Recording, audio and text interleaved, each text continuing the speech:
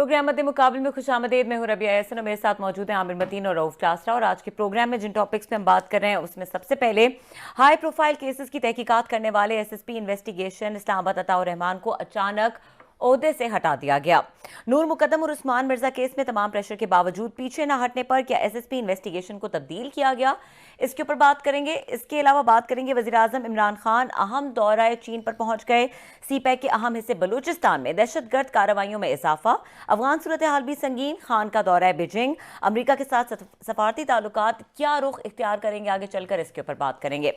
इसके अलावा बात करेंगे वज़ीर आज़म इमरान खान ने करप्शन में इजाफे का जिम्मेदार अदालतों को ठहरा दिया। करप्शन में इजाफे की वजह माली करप्शन नहीं बल्कि कानून की हुक्मरानी न होने को करार दे दिया। क्या मुल्क में बैड गवर्नेंस की जिम्मेदार इमरान खान की हुकूमत नहीं, इसके पीछे क्या अवामिल हैं, मजीद क्या है, कौन से अवामिल हैं जो जिम्मेदार हैं, इसके ऊपर बात करेंगे। इसके अलावा मौजूदा दौरे हुकूमत में गर्दिशी कर्जे में 1600 अरब रुपए इजाफा, वजारत पेट्रोलियम ने पब्लिक अकाउंट्स कमेटी को जवाब नहीं दिया, कमेटी शदीद बरहम। एमडी सुई नॉर्दर्न कंपनी का अपनी तनख्वाह बताने से गुरेज, सुई कंपनीज के एमडीज की तनख्वाहों की तफसीलात पेश की जाए, पीएसी ने हिदायत जारी कर दी। दूसरी जानिब गैस के डिफॉल्टर्स के शनाख्ती कार्ड ब्लॉक करने का फैसला, इसके ऊपर भी बात करेंगे। सबसे पहले क्लास साहब, ये जो हमारे साथ शाह खबर भी मौजूद हैं एंड इस introduction is Noor Muqaddam case की पैरवी कर रहे हैं, उस्मान मिर्जा केस की, तो अब इनको भी हम शामिल गुफ्तगू कर लेते हैं। और इस तमाम तर मामले में जो मज़ीद चीज़ें लिंक्ड हैं, एसएसपी इन्वेस्टिगेशन को हटाना और फिर पुलिस की एक्सेप्शनल परफॉर्मेंस हमने देखी। सो स्टार्ट विद, पहले तो मैं शाह खबर साहब का पूरा तारुफ करवा दूँ। शाह खबर साहब वन ऑफ द लीडिंग यहाँ पे वकील के हैं, लॉयर के हैं, ये रहे हैं, खुद जज रहे हैं सुप्रीम कोर्ट ऑफ पाकिस्तान के, इस्लामाबाद हाई कोर्ट के, एक मतलब वन ऑफ, जैसे मैंने कहा, बड़े बड़े बिग केसेस जो हैं वो इनके इस पे क्रेडिट पे हैं और वेरी इंटेलिजेंट एंड वेरी, दो चार दफ़ा तो बड़े बड़े ओहदों पे लगते रह गए ये, तो इसलिए और अब की दफ़ा जो केस बड़ा इनका लगा हुआ है, हाई प्रोफाइल केस जिसमें कर रहे हैं और जिसमें इन्होंने कोई फ़ीस नहीं ली, जहाँ तक मेरी इतलात है। ये जो नूर मुकद्दम केस है, जब यहाँ पे लोगों ने पैसे इकट्ठे करने शुरू कर दिए थे कि शायद लड़ने के लिए हमें अच्छा एक वकील चाहिए और हमें उसके लिए पैसे भी चाहिए होंगे, तो इन्होंने शाह खबर साहब ने बिल्कुल, इन्होंने टोकन मनी भी एक होते हैं 10 या 100 रुपये, वो भी नहीं लिए इन्होंने कि ये इस तरह का पब्लिक कंसर्न्स का हॉरिबल एक केस है। बहुत कम वकील होते हैं कि इतने बड़े केसेस हों और उसमें जिसमें आप पैसे ले सकते हैं, आपको पता है कि आपको पेमेंट हो सकती है, लेकिन आप सिंपली ये देख करके एक फैमिली के साथ ज्यादती हुई है या उनके पास इतने पैसे नहीं है, उनको अच्छे वकील की खिदमत से महरूम नहीं रह जाना चाहिए। लिहाजा ये भी उनका क्रेडिट है जो हम उनको ड्यू ऑन एयर उनको देना चाहते हैं शाह खबर साहब को। सो हमारे लिए जो थोड़ी सी कंसर्न्स आई हैं, और भी बड़ी स्टोरीज हैं जिन पे हम बात करेंगे, लेकिन हम मेन स्टोरी इसलिए इसको ले रहे हैं कि इस्लामाबाद पूरे को हिला कर रख दिया था नूर मुकद्दम वाले केस ने और इसके बाद उस्मान मिर्जा वाले केस ने। इस्लामाबाद की जहाँ से आगे आबादी फैली है बड़े हैफेजर्ड तरीके से, उसी तरह क्राइम फैला है, उसी तरीके से बहुत सारे लोग अनरेस्ट, यहाँ पे आप इस्लामाबाद में देखें तो लगता है क्रिमिनल जो है वो राज कर रहे हैं, स्ट्रीट क्राइम बढ़ गया, डाके चोरियां, अब तो मतलब आते हैं घरों को लूटते हैं यहाँ पे लोग। एक पहले होता स्ट्रीट क्राइम तो चलो छोटी सी बात होती, अब तो बात घरों में घुस गए और बंदे मारने वाले और यहाँ पे करोड़ों और पता नहीं क्या कुछ लूट कर ले जाते हैं। सो अब अचानक जो एक आया है कि जो ही लोग जरा दबाव डाल रहे हैं कि नूर मुकद्दम केस का फैसला क्यों इतना डिले हो रहा है, तो उसी वक्त ये खबर आई है कि यहाँ पे जो उनका नाम था एसएसपी जो है अताउर रहमान इन्वेस्टिगेशन के, ये बड़े इंतहाई मुश्किल केसेस थे। मस है, आपको पता है मैं सबसे ज़्यादा क्रिटिकल रहता हूँ पुलिस के हवाले से, मेरा बहुत सारे लोग कहते भी हैं कि आप शायद बाज़ दफ़ा ज़्यादा ही कोई उन पर तनकीद कर देते, बट आई मस है इन दोनों केसेस में अताउर रहमान हूँ या दीगर एक इवन इस्लामाबाद पुलिस को मुझे क्रेडिट देने दें। ये इनसे पहले वाली मैनेजमेंट जो थी, पहले थे काजी जमीर रहमान साहब थे या बाद में मैं इनको फॉलो किया है, इस पर इन्होंने कंपैरेटिवली इस केस पे जीरो टॉलरेंस पे गए हैं कि इन्होंने वहाँ पे, मेरा ख्याल पहला शायद केस होगा इस्लामाबाद की हाथ, बाकी तो अभी हम शाह खबर साहब से पूछते हैं, जिसमें इन्होंने आके टेक्निकल बुनियादों पे, फॉरेंसिक एविडेंसेस पे, इन चीज़ों पे ज़्यादा रिलाय किया है। इन्होंने उनकी फैमिलीज़ को, उनके वालदैन को उसमें बुक किया गया है, उन पर पर्चे किए गए, मुलाजमीन पे किया गया और कोई लूप होल इन्होंने छोड़ा नहीं है जहाँ से ये लगे कोई फ़ायदा बेनिफिट ले सके। बल्कि 2-3 दफ़ा मैंने उनके इंटरव्यूज़ किए थे अपने प्रोग्राम में, हमने अताउर रहमान साहब के किए थे, तो वो भी यही कह रहे थे कि अगर यहाँ पे ये चीज़ें बाकी ना भी हों तो हमने इतना strongly, even Usman Mirza case में लड़कियों ने जब उनको माफ़ किया, पैसे जैसे लेकर, उनको फिक्र ना करें कि FIR हमने दर्ज की हुई है, वो विटनेस थे, हमारे पास और बहुत सारा मटीरियल है, मवाद है, जिसके जरिए हम साबित करेंगे कि उस्मान मिर्जा एंड कंपनी जो है उनको सजाएं होने चाहिए। सेम केस इसमें भी था, जब केस पूरा उस पर आ गया है, करीब आ गया, पता चला SSP इन्वेस्टिगेशन जो है उनको हटा दिया गया है। अगेन जिस पे बहुत सारे हल्के हैं जो उन्होंने में आके उस पर उन्होंने एहतजाज किया है कि जब केस आपका करीब है, व्हाट हैज़ गॉन रॉन्ग। तो हमारे साथ शाह खावर साहब हैं जो उनके नूर मुकदम केस में उनके पेरेंट्स को रिप्रेजेंट कर रहे हैं, प्रोसिक्यूशन की तरफ से हैं ये। तो इनसे पूछते हैं कि ये क्या हुआ है, क्या वो भी समझते हैं कि ये इन्वेस्टिगेशन जो है वो ठीक नहीं हो रही थी, लिहाजा तौर रहमान साहब को हटाना ज़रूरी था, या वट। तो शाह खावर साहब अस्सलाम वालेकुम।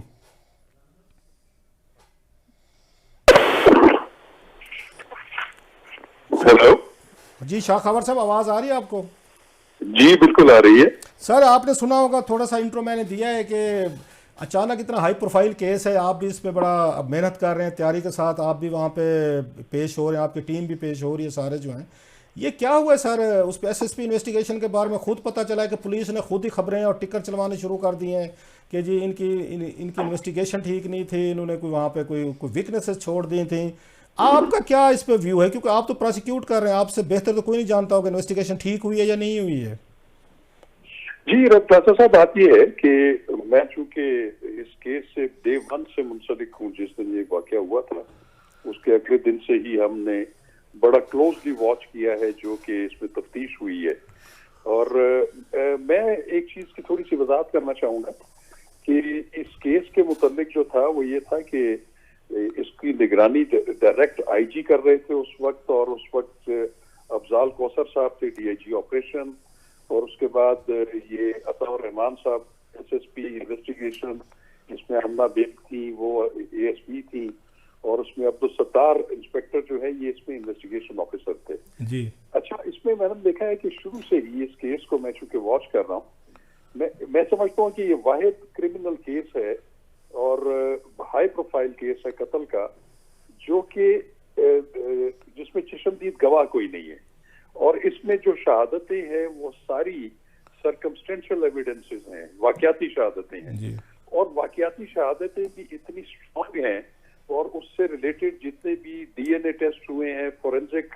जो लेबोरेटरी से शहादतों की तस्दीक होके आई है, इसमें सीसीटीवी जो रिकॉर्डिंग थी उसका फोरेंसिक टेस्ट होके आ गया है, इसमें जो मेन मुल्जिम है उसका फोटोग्रामेटिक टेस्ट उस सीसीटीवी फुटेज से मैच कर गया है। तो इसलिए बहुत सारी इसमें इनक्रिमिनेटिंग जो मटेरियल है जो कि वाकयाती और साइंटिफिक बुनियादों पर हासिल की शहादतें हैं वो इतनी स्ट्रांग हैं कि उसमें आपने देखा होगा कि आमतौर पे इस तरह के केसेस में पुलिस जो है वो गवाह घड़ लेती है, फैब्रिकेट कर लेती है, मौके के गवाह बना देती है, वच टक्कर के गवाह बना देती है, लेकिन इसमें ऐसा नहीं है। इसको जैसे वकुआ है उसको वैसे ही तफ्तीश की गई, और उसमें जोर ये दिया गया कि इसमें फोरेंसिक जो शहादतें हैं वो ज्यादा अकती की जाएं। तो इसमें जो अताउर रहमान साहब का रोल है, मैं समझता हूँ कि उनका शुरू से एक बड़ा पॉजिटिव रोल रहा है, और वो इसकी निगरानी करते रहे, और इनकी जो ट्रांसफर भी हुई है, ये मेरा नहीं ख्याल कि वो इस केस के किसी लूप होल छोड़ने की वजह से है, क्योंकि मेरे इल्म में ये बात आई है कि उनको ऑलरेडी पंजाब पुलिस ने रिक्विजिशन किया हुआ है, इसलिए उन्होंने ये चार्ज छोड़ना था। और दूसरी चीज साहब ये है कि इस केस का चालान जो है वो तो आज से कोई 3-3.5 महीने पहले वो तो दाखिल हो चुका है, फाइनल इन्वेस्टिगेशन रिपोर्ट, और जब पुलिस फाइनल इन्वेस्टिगेशन रिपोर्ट जब दाखिल कर देती है उसके बाद उस पर फर्द जुर्म आयद होती है मुल्जिमान के ऊपर, और उन्हीं चालान की बेसिस के ऊपर ट्रायल शुरू हो जाता है। तो चूंकि पुलिस इस स्टेज के ऊपर कोई इसमें ऑफिसर चेंज हो जाता है या नया आ जाता है, उसका इस केस के चालान और इन्वेस्टिगेशन के साथ कोई ताल्लुक नहीं है, कोई फर्क नहीं पड़ता। चालान वो है जो कि आज से बहुत अरसा पहले पेश हो चुका है, और उसकी बुनियाद के ऊपर तमाम प्रोसिक्यूशन एविडेंस खत्म हो गई है। इसमें जो आखिरी गवाह थे अब्दुल सत्तार इंस्पेक्टर जिन्होंने तफ्तीश की है, उन पे भी जरा मुकम्मल हो गई है। अब सिर्फ मुल्जिमान के बयान जो हैं जो कि जरूरी होता है वो होने हैं 7 तारीख को, और अगर मुल्जिमान अपनी तरफ से कोई अपनी सफाई में कोई शहादत लाना चाहेंगे तो उनको मौका दिया जाएगा, उसके बाद फाइनल बहस होगी और उसका फैसला हो जाएगा। मैं शाह खबर साहब, ये केस क्योंकि कोई आम केस नहीं है, इसने जिस तरीके से ये बेईमाना कत्ल हुआ वो पूरे मुल्क को, इस्लामाबाद क्या पूरा मुल्क हिल के रह गया, पूरी दुनिया में इसकी बाज़गश्त गई है। तो उस वजह से फिर कंसर्न्स आते हैं दरमियान में, क्योंकि मुलजिम की तरफ से देखा जा रहा था कि जी वो एकदम से पागलपन की एक्टिंग शुरू हो गई है। फिर ये जो आप कह रहे हैं ताउर रहमान साहब का, आपकी बात मानते हैं, मगर इस तरह के हाई प्रोफाइल केसेस में जब पुलिस अफसरान इन्वॉल्व होते हैं इन्वेस्टिगेशन में, कोई रिक्विजिशन हो तो हमेशा ये इस बात को तरजीह दी जाती है कि अगर इस्लामाबाद पुलिस कहे या पंजाब वालों को बताया जाए कि जनाब इस वक्त ये इतने हाई प्रोफाइल केस को सुपरवाइज कर रहे हैं, ठीक है आपकी बात मानते हैं कि उससे फ़र्क नहीं पड़ेगा, जिरा वगैरह केस तकरीबन मुकम्मल हो गया है, पर उससे एक इम्पैक्ट थोड़ा सा आता है, शकूक भी आ जाते हैं। तो मैं इस वजह से कह रहा हूँ कि बड़ी आसानी से ये कहा जा सकता था कि इस वक्त रिक्विजिशन का टाइम नहीं है। मैं आपको एक बड़ी ऑनेस्ट मैं आपको बात बता रहा हूँ। ये नहीं है कि मैं किसी को जो है वो किसी के बारे में जानिबदार हूँ या उनको फेवर करना चाह रहा हूँ, लेकिन एक चीज, एक लफ्ज होता है अंग्रेजी में, उस कानूनी लफ्ज है फंक्टस ऑफिशो। जब पुलिस कोई भी चालान जमा करा देती है अदालत में और उसके अलावा कभी कोई मजीद ज़िमनी चालान या सप्लीमेंट्री चालान नहीं आता, तो पुलिस फिर फंक्टस ऑफिशो हो जाती है कि उन्होंने जो अपना काम करना था वो कर दिया। जिस तरह कोई भी अदालत जब कोई फैसला कर देती है, चाहे वो किसी के हक में हो या मुखालफत में हो, तो वो फैसला देने के बाद वो अदालत फंक्टस ऑफिशो हो जाती है। तो मैं समझता हूँ कि क्योंकि चालान इसमें जा चुका है, अब कोई ऐसी बात रह नहीं गई थी कि जो पुलिस की जो हायर ऑफिसर्स हैं जो इस केस के साथ मुंसलिक रहे हैं, उनका वहां पे मौजूद होना जरूरी है। और ये जो थोड़ी सी जो हाईलाइट हुई, जो ज्यादा बात, वो उस वजह से हुई जब इस केस के जो तफ्तीशी अफसर हैं उन पे जब डिफेंस काउंसिल ने जिरा की, तो उन्होंने कुछ क्वेश्चन ऐसे किए जो कि लोगों को बड़े अजीब लगे। मसलन उनसे क्वेश्चन ये किया गया कि क्या ये दुरुस्त है कि इस केस का कोई चश्मदीद गवाह नहीं है, तो उन्होंने तो यही जवाब देना था कि नहीं है। तो अब जब वो एक बात आइसोलेशन में ये बात हाईलाइट हो कि इस केस में तो पुलिस ने कोई चश्मदीद गवाही जो है वो मतलब कि वो नहीं किया, एग्जामिन नहीं किया, तो ये तो केस का बेड़ा गर्क हो गया। हालांकि ये बात हकीकत है कि इसका चश्मदीद गवाह नहीं है और इसमें जितनी भी इंक्रिमिनेटिंग एविडेंस और मटेरियल है वो सारी साइंटिफिक बुनियादों पर हासिल की गई शहादतें हैं। और एक बात मैं आपको बता दूं कि ये एक बड़ा मशहूर मकूला है कि इंसान जो है उससे गलती हो सकती है शहादत देने में, वो झूठ भी बोल सकता है, गलत बयानी भी कर सकता है, लेकिन जो फॉरेंसिक शहादत होती है वो झूठ नहीं बोलती। वो चूंकि साइंटिफिक बुनियादों पर दी गई शहादत है, तो उस पर 100% यकीन किया जा सकता है। तो इसमें जितनी भी शहादतें हैं वो सारी फॉरेंसिक, डीएनए, सीसीटीवी फुटेज, उनकी फॉरेंसिक शहादतें और इसी तरह मुंसलिका शहादतें। अच्छा सर, आपको क्या लगता है, आपने जैसे कहा पूरा इस प्रोसिक्यूशन को आप खुद ही इसको वॉच कर रहे हैं, मॉनिटर कर रहे हैं, जब एनी शाहिद गवाह नहीं है तो ये तमाम साइंटिफिक जो एविडेंसेस बता रहे हैं, पाकिस्तान में हमारी कोर्ट्स जो हैं वो अप्रिशिएट करती हैं, कोई लॉ है जिसके तहत ये एडमिसिबल हैं और इन्हीं की बुनियाद पर सज़ा दी जा सकती है या दी जाएगी, और आप क्या एक्सपेक्ट कर रहे हैं कि क्या सज़ा दी जाएगी इन एविडेंसेस की मौजूदगी में जो आपने हमें आगे अभी आपने बताए हैं? जी बिल्कुल, देखिए बात यह है कि इस वक्त लॉ जो है वो बड़ा डेवलप हो चुका है और क्रिमिनल जस्टिस सिस्टम में एक तो लॉ होता है जो कि पार्लियामेंट बनाती है, जैसे कि ताज़ीरात पाकिस्तान है, ज़ाब्ता फौजदारी है, उसमें भी वक्त के लिहाज से तरामीम होती रहती है। इसके अलावा कानून शहादत ऑर्डर है 1984, वो जो है वो शहादत के मेयार को जो है उसके पैमाने जो है उन्होंने बनाए होते हैं। अब चूंकि मॉडर्न टाइम्स के साथ साथ इसमें इनोवेशंस होती गई हैं, तो उसमें फिर जो अदालती फैसले हैं हाई कोर्ट्स के और सुप्रीम कोर्ट के, वो भी कानून का दर्जा हासिल कर लेते हैं। अब हाई कोर्ट्स और सुप्रीम कोर्ट ने बिल्कुल ये जो फॉरेंसिक शहादतें हैं उनकी ऑथेंटिकेशन के बारे में बहुत ज्यादा उन्होंने इसके बारे में फैसले दिए हैं कि बिल्कुल कि अगर जो चश्मदीद शहादत अगर नहीं भी है और अगर कम है और उसके मुकाबले में जो साइंटिफिक बुनियादों पर हासिल की गई शहादत है, फॉरेंसिक शहादत, अगर वो इतनी ठोस है तो उसकी बुनियाद के ऊपर भी मुल्जमान को जो सख्त से सख्त सजा जो कानून ने मुतय्यन की हुई है वो बिल्कुल मिल सकती है और ऐसी सजाएं हुई हैं। तो आपको क्या लगता है इस केस में एज ए प्रोसिक्यूशन के तौर पर क्या आपकी रीडिंग क्या है सर? आप खुद माशाल्लाह जज रहे हैं, खुद इतने बड़े हाई प्रोफाइल आपने केसेस आपने डील किए, आपकी क्या रीडिंग है सर कि ये केस में क्या सजा हो सकती है? देखिए, बात यह है कि वैसे तो अगर मैं ये प्रिडिक्ट नहीं कर सकता, क्योंकि हमने तो कोर्ट्स को असिस्ट करना होता है। हमने तो वो जो जितनी भी शहादत है प्रोसिक्यूटर्स के साथ मिलकर हमने वो पूरी शहादत जो है वो गुजार दी है, और मेरी एस्टिमेशन के मुताबिक इसमें जितनी कड़ियां एक दूसरे के साथ मिल रही हैं वाकयात की, वो बिल्कुल जो मेन मुलजम है वो उसकी तरफ जा रही हैं। और ऐसी सूरत में जो सख्त से सख्त सजा है वो तो सजाए मौत है। तो हमें वैसे तो वो जज साहब ने डिसाइड करना है, उन्होंने वो ज्यादा बेहतर समझते हैं, लेकिन हमारी एस्टिमेशन के मुताबिक जो कत्ल की सबसे सख्त से सख्त सजा है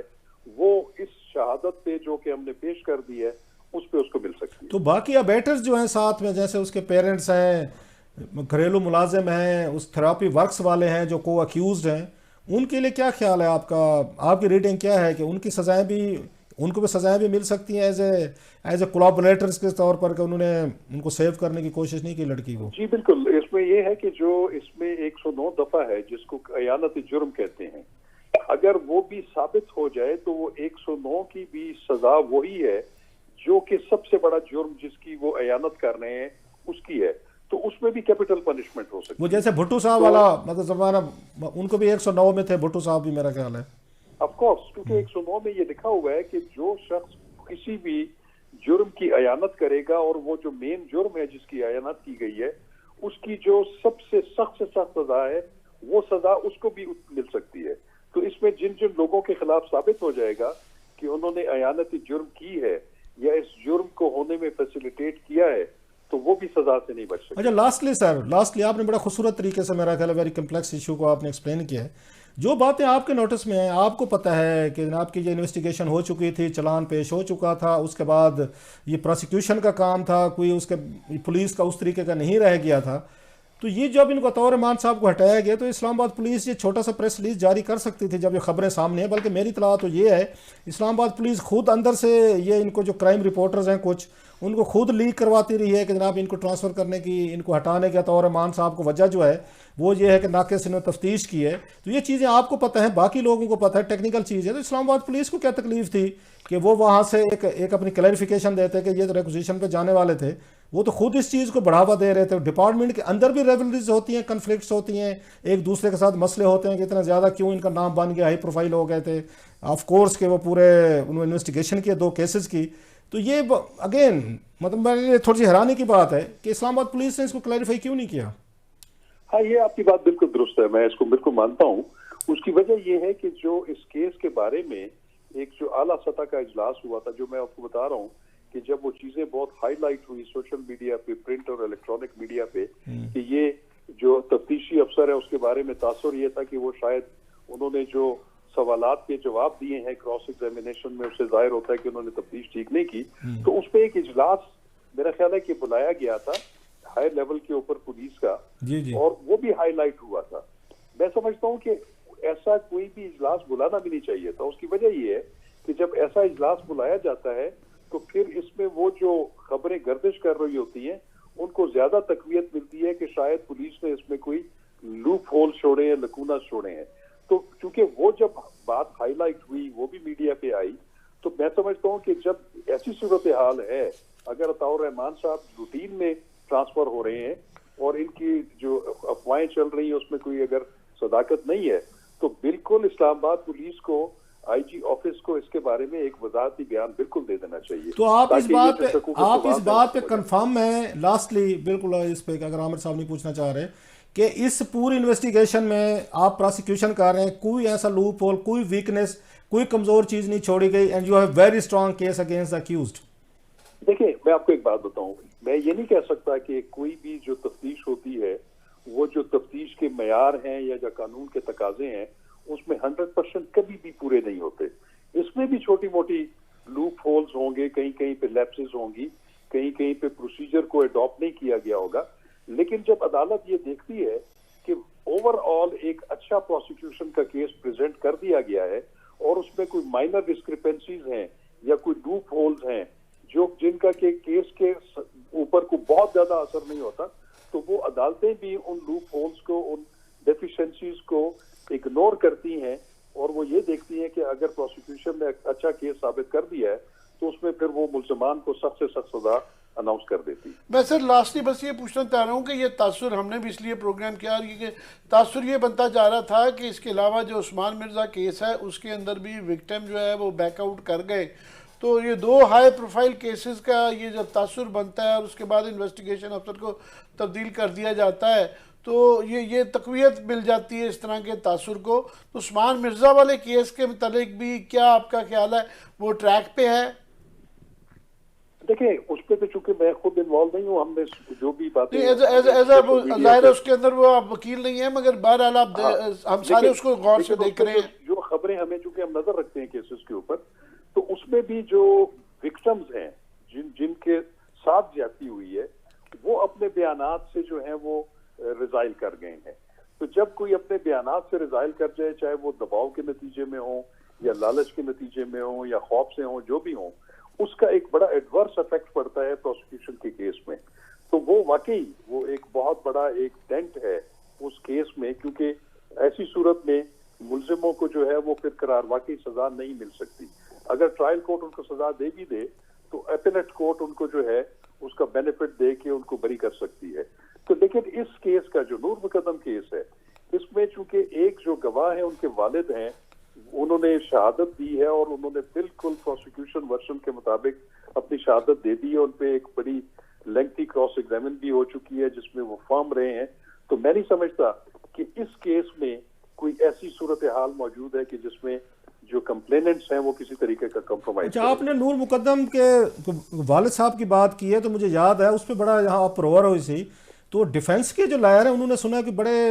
उस तरह के सवालात किए थे जो मोस्टली फिल्मों में सुनने में मिलते हैं, लोगों ने उस पर बड़ा रिएक्ट किया था। तो आपकी उस पर क्या रीडिंग है कि इस तरह कोर्ट रूम में सवालात किए जाते हैं? हम तो समझते थे शायद फिल्मों में होते हैं, जिस तरह उनकी बेटी के हवाले से एक बाप से सवालात पूछे गए।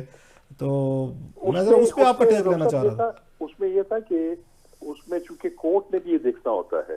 कि कौन सा सवाल जो है उसकी इजाजत दी जा सकती है और उसको रिकॉर्ड किया जा सकता है। उस जब उन पे जरा हो रही थी तो डिफेंस के एक लॉयर की तरफ से कुछ इस तरह की कोई डेरोगेटरी किस्म के क्वेश्चन हुआ था, लेकिन उस पे हमने भी ऑब्जेक्ट किया और उस पे जो मुअज़्ज़ज़ जज हैं उन्होंने भी कानून शहादत में चूंकि लिखा हुआ है कि आप किसी की किरदार कुछ नहीं कर सकते, जरा के दौरान तो ऐसा क्वेश्चन नहीं पुट किया जा सकता, तो उन्होंने फिर वो अपना क्वेश्चन वापस ले लिया था। बल्कि उनके एक शरीक जो को कौंसल थे डिफेंस साइड के, उन्होंने भी ऑब्जेक्ट किया था कि ऐसा कोई सवाल आपको नहीं करना चाहिए। तो ओवरऑल क्योंकि अदालत भी इस चीज को मॉनिटर कर रही होती है, तो उन्होंने कुछ इस तरह का कोई डेरोगेटरी सवाल करने की इजाजत नहीं दी। बहुत शुक्रिया आपका शाह खबर साहब, बड़ा खूबसूरत तरीके से आपने पूरा केस को आपने एक्सप्लेन भी किया और जो फेयर्स थे, कोई खदशात थे, आपने उनको दूर किया। थैंक यू वेरी मच जी, आपने मुझे जान किया। जी, शाह खबर साहब हमारे साथ मौजूद थे और ब्रेक का वक्त हो रहा है। ब्रेक के बाद डिस्कशन को कंटिन्यू करेंगे। इसके अलावा वज़ीर आज़म के दौरे चीन के हवाले से ही बात करेंगे। हमारे साथ रहिए।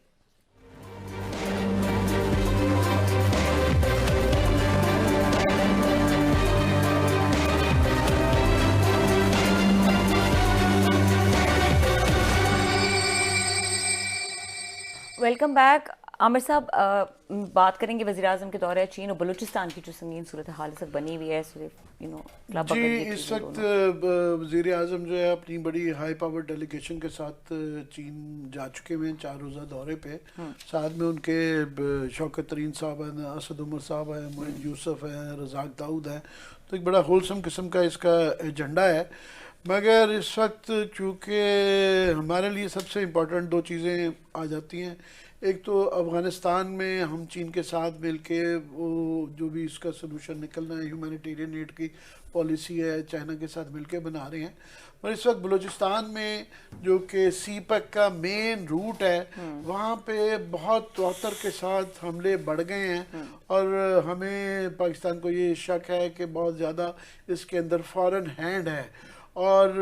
जो अमवात और शहादतों की जो रिपोर्टें आ रही हैं बड़ी वेरी कर रही हैं। कुछ लोग 10-12 कह रहे हैं और कुछ लोग कह रहे हैं कि फिगर शायद बहुत ज़्यादा है। और इस वक्त भी वहाँ पे एक जंग की सूरत हाल जारी है पंजगूर, काफ़ी सारे डिस्ट्रिक्ट्स हैं, खेत, जिसके अंदर ये इस वक्त भी जो है ना कैट एंड माउस की वहाँ पे लड़ाई चल रही है, और पाकिस्तान की अफवाज और एजेंसीज जो हैं बड़ी हाई लेवल का अलर्ट बलूचिस्तान में चल रहा है। और क्योंकि सी पैक चाइना की मेन प्रोजेक्ट है, पाकिस्तान और चाइना का फ्लैशिंग प्रोग्राम है, और पहले भी जो है ये इस तरह के उनके ऊपर हमले किए गए जिससे थोड़ा सा स्लो डाउन हो गया था। तो ये इसलिए बहुत ट्रिप इम्पॉर्टेंट है जिसमें कि सी पैक का फैसला मज़ीद किस्म का करना है। ये इसलिए बहुत ज़्यादा इम्पॉर्टेंट हो जाता है कि चाइनीज़ को समझाएंगे प्राइम मिनिस्टर कि हमारे लिए उसके क्या मसले आ रहे हैं, और सिर्फ हमारी मुखालफत में नहीं, चीन की मुखालफत में भी कर रहे हैं। और क्योंकि भारत और चीन की इस वक्त जो है लद्दाख के अंदर भी eyeball to eyeball वो हैं, और 1-1.5 साल से एक जंग की सूरत हाल है, तो इसलिए ये लार्जर एक खिते की एक पॉलिटिक्स रिलेटेड है जिसके अंदर ये बातें सारी डिस्कस होंगी।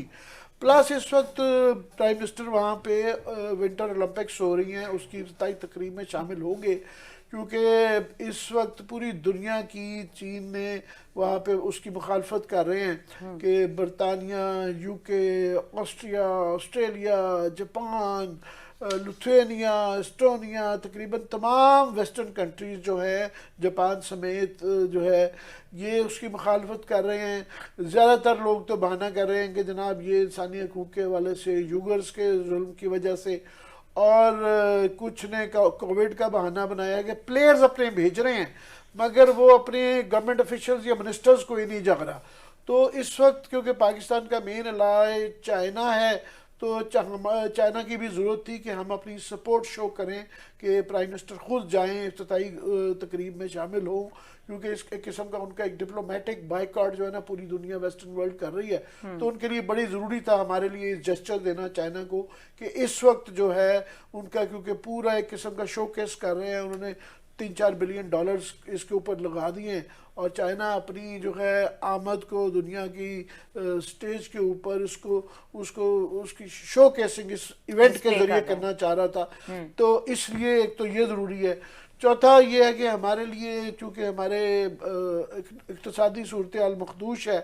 और हम बहुत कोशिश कर रहे हैं कि हमारे चाइना से ताल्लुकात तो बहुत ज़्यादा बढ़ गए हैं, मगर हमारी ट्रेड उनसे ज़्यादा नहीं है। पहले $2 बिलियन होती थी, तो अभी वो 2.5-3 के करीब जा रही है। इंडिया फॉर एग्जांपल इस कशीदगी जंगी सूरत हाल के बावजूद उनके 100 बिलियन से 125 बिलियन पे ट्रेड चली गई है, कि इस कशीदगी के बावजूद उनकी ट्रेड बहुत बढ़ गई है। तो हमारा कहने को तो बड़े अच्छे ताल्लुकात हैं, मगर हमारी ट्रेड के नहीं है। तो इस दफ़ा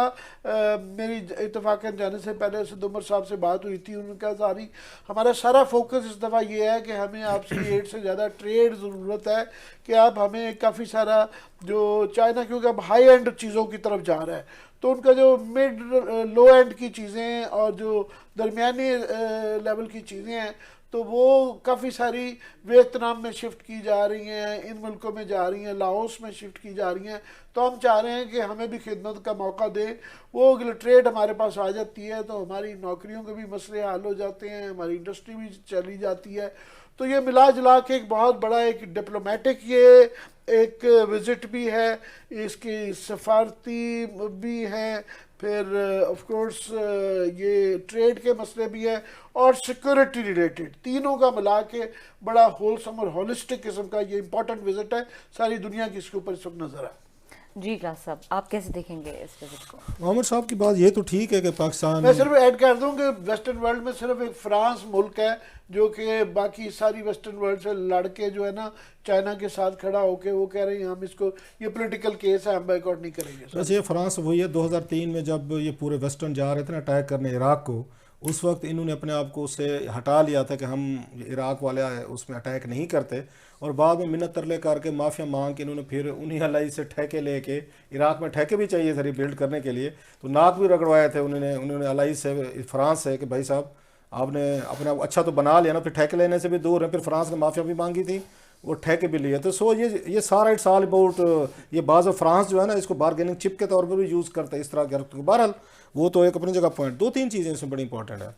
ये जो अटैक हुआ है ना बलूचिस्तान में, जो कुछ हो रहा है पिछले 24 घंटे से ज़्यादा से हो रहे हैं। अब तो उन्होंने भी कह दिया है, वो जो इंटीरियर मिनिस्टर ने भी कंफर्म किया, it means it's a pitched battle. एक बड़ा एक अटैक है, कुछ छोटा मोटा नहीं है, वो आया नहीं है, मतलब गुरिल्ला अटैक नहीं है। एक होता है ना, आते अटैक किया भाग गए, अपनी कैजुअल्टीज़ की या हमारे फौजियों की कैजुअल्टीज़ हूँ। अब की दफ़ा लगता है कोई बड़ा, मतलब जो रिपोर्ट्स वहाँ से आ रही हैं वेरी डिस्टर्बिंग रिपोर्ट्स, और उसकी जो मुझे समझ आ रही है, अब जो आमिर साहब ने पूरा इसका नक्शा खींचा है कि वहाँ पे चाइना में जो हमारा इतना बड़ा डेलीगेशन जा रहा है और हम वहाँ से लाना चाह रहे हैं कि अपनी इंडस्ट्री यहाँ पे मूव करें, उससे एक दिन पहले ये अटैक होना, it's totally linked with the prime minister visit there. अब इन्हें थोड़ा सा अलर्ट रहना चाहिए था, पाकिस्तान को, हमारी सिक्योरिटी फोर्सेज को, हमारी एजेंसीज को, दीगर लोगों को। लेकिन यहाँ तो आपको पता है, जब तक खुदा ना खासा बम ना गिर जाए हम तो उठते नहीं है, नींद से नहीं उठते हम सारे। अब इसमें 2-3 चीज़ें होने वाली। आप जब चाइना को ये कहेंगे कि आप दुनिया के दीगर मुल्कों में अपनी इंडस्ट्री शिफ्ट कर रहे हैं, शौकत तरीन का मैं सुन रहा था कि चाइना के पास जा रहे हैं, आप अपनी वो जो इंडस्ट्री है ना आप पाकिस्तान में शिफ्ट करें। अब चाइना इनसे नहीं पूछेगा कि हम डैम बनाने जाते हैं, हमारे 14 वहाँ इंजीनियर मारे गए, हम वहाँ फलां जगह पे गए, उधर हमारे अटैक हुए, जहाँ पे बलूचिस्तान में हम सिपैक चला रहे हैं, इतनी बड़ी बैटल लड़ी जा रही है, तो आप हमें सिक्योरिटी कैसे प्रोवाइड कर सकते हैं? हालांकि पाकिस्तान ने बिलियंस ऑफ रुपीज़ लगा के पूरा एक डिवीजन जो है ना इन्होंने खड़ा किया था चाइनीज़ की सिक्योरिटी के लिए। अगर पाकिस्तान इतने अरसे में अपने मुल्क को पीसफुल नहीं कर सकेगा, यहाँ पे टेररिज्म ख़त्म नहीं होगा, इन जो अनासिर हैं इनके साथ बैठ के आप बात करेंगे या डील करेंगे या ऑपरेशन करेंगे, तो इसके बगैर कोई दुनिया का मुल्क जो है वो नहीं आएगा। लाख हम कहते रहे चाइना हमारा दोस्त है, चाइनीज़ अपने भी तो उन्होंने नेशनल्स को देखना है कि भाई साहब हम उस मुल्क में इंडस्ट्री लेके जाएं जहाँ पे आप जो हैं इन एलिमेंट को फेस नहीं कर पा रहे। और हम उस वक्त भी कहते थे कि अफगानिस्तान वाला जो कर रहे थे ना, तालिबान वाला रोमांस में थे, अब उसका भी देख लिया हमने कि वहाँ पे भी हमारी फ्रेंडली हुकूमत आज, इसके बावजूद पाकिस्तान में जो है ये टेररिज्म जो है ना वो बल्कि बड़ा है, कम नहीं हुआ। सो हमारे सिक्योरिटी के जो इदारे हैं, हमारे सिक्योरिटी के इंस्टीट्यूशन जो हैं या उनको जो हेड करते हैं, उन लोगों ने कभी बैठ के सोचा है कि हम जो किसी दुनिया में जाते हैं जो इन्वेस्टमेंट लाए, वो जी जहाँ पर आप फैक्ट्रीज लेके हैं, सबसे ज्यादा अटैक्स जो हुए हैं वो तो चाइनीज पे हुए हैं। और एक दिन पहले इतना बड़ा अटैक हो रहा है जब ये हमारे प्राइम मिनिस्टर साहब चाइना में है, still the operation is going on, जंग लड़ी जा रही है। कंफ्लिक्टिंग रिपोर्ट्स हैं कि कितने वहाँ पे उसमें शहादतें हुई हैं, कैप्चर्स हुए हैं, कैजुअल्टीज हुई हैं। उस वक्त पाकिस्तान को कन्विंस करना, इस वक्त मेरा ख्याल है in the given situation right now as we are speaking, कोई भी होगा वो जितना भी आपका दोस्त होगा वो थोड़ा सा सोचेगा कि आप अपने मुल्क में पहले सिक्योरिटी ठीक करें, उसके बाद हमारे पास है, लेट्स सी क्या निकलता है। बिल्कुल, इस पर मजीद बात होने की भी जरूरत है, लेकिन इस वक्त प्रोग्राम का टाइम खत्म हो रहा है। देखने के लिए शुक्रिया, इजाजत दीजिए, अल्लाह हाफिज।